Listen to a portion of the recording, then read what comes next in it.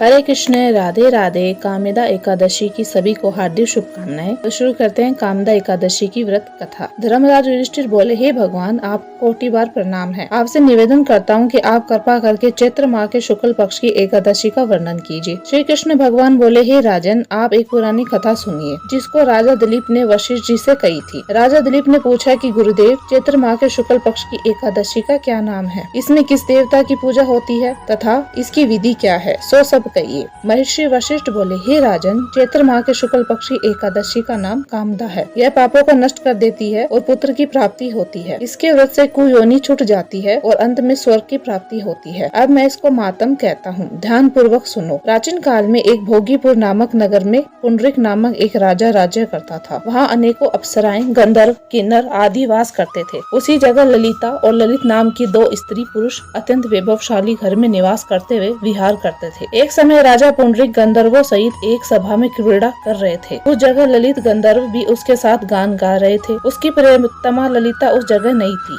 इससे उसको याद करने के कारण अशुद्ध गाना गाने लगे। नामराज करकोटक ने राजा पुंडरीक से इसकी चुगली खा दी। इस पर राजा पुंडरीक ने ललित को शाप दे दिया, अरे दुष्ट, तू मेरे सामने गाता हुआ भी अपनी स्त्री का स्मरण कर रहा है। इसे तू कच्चे मांस और मनुष्य को खाने वाला राक्षस होगा। राजा पुंडरीक के शाप से वह ललित गंधर्व उसी समय एक विकराल राक्षस हो गया। उसका 8 योजन का शरीर हो गया। राक्षस हो जाने पर उसको महान दुख मिलने लगे। अपने कर्म का फल भोगने लगा। जब ललिता को अपने प्रियतमा ललित का ऐसा हाल मालूम हुआ तो बहुत दुखी हुई। वह सदैव अपने पति के उद्धार के लिए सोचने लगी, मैं कहाँ जाऊँ, मैं क्या करूँ। एक दिन वह घूमते घूमते विंध्याचल पर्वत पर चली गई। इससे उस जगह श्रृंगी ऋषि का आश्रम देखा। वह शीघ्र ही उस आश्रम के पास गई। उस ऋषि के सम्मुख जाकर विनय करने लगी। उसे देखकर श्रृंगी ऋषि बोले, हे सुभंगे, तुम कौन हो, यहाँ किस लिए आई हो? ललिता बोले, हे मुनि, मैं वीर धनवा नामक गंधर्व की कन्या ललिता हूँ। मेरा पति राजा पुंडरीक के शाप से एक भयानक राक्षस हो गया है। आप राक्षस योनि से छुटने का कोई श्रेष्ठ उपाय बतलाइए। तब श्रृंगी ऋषि बोले, अरे गंधर्व कन्या ललिता, अब चैत्र माह के शुक्ल पक्ष की एकादशी आने वाली है। उसका नाम कामदा एकादशी है। उसके व्रत करने से मनुष्य के समस्त कार्य शीघ्र ही सिद्ध हो जाते हैं। यदि तू उसके व्रत और पुण्य को अपने पति को दे देती है तो वह शीघ्र ही राक्षस योनि से छूट जाएगा। मुनि के वचनों को सुनकर ललिता ने आनंद पूर्वक उसका व्रत किया। द्वादशी के दिन ब्राह्मणों के सामने अपने व्रत का फल अपने पति को देने लगी और भगवान ने इस तरह प्रार्थना करने लगी, प्रभु, मैंने जो व्रत किया है वह राक्षस योनि से शीघ्र ही छूट जाए। एकादशी का फल देते ही उसका पति राक्षस योनि से छूट गया और अपने पुराने स्वरूप को प्राप्त हो गया। वह पहले की भांति ललिता के साथ विहार करने लगा। कामदा एकादशी के प्रभाव से यह पहले की भांति अब अधिक सुंदर हो गया। पुष्पक विमान में बैठकर स्वर्ग लोक को चल गए। हे राजन, इस व्रत की विधि पूर्वक करने से सब पाप नष्ट हो जाते हैं। इसके व्रत से मनुष्य ब्रह्म हत्या इत्यादि पाप, राक्षस आदि की योनि से छूट जाते हैं। इस कथा को व मातम को श्रवण या पठन से वाजपेयी यज्ञ के फल का प्राप्ति है।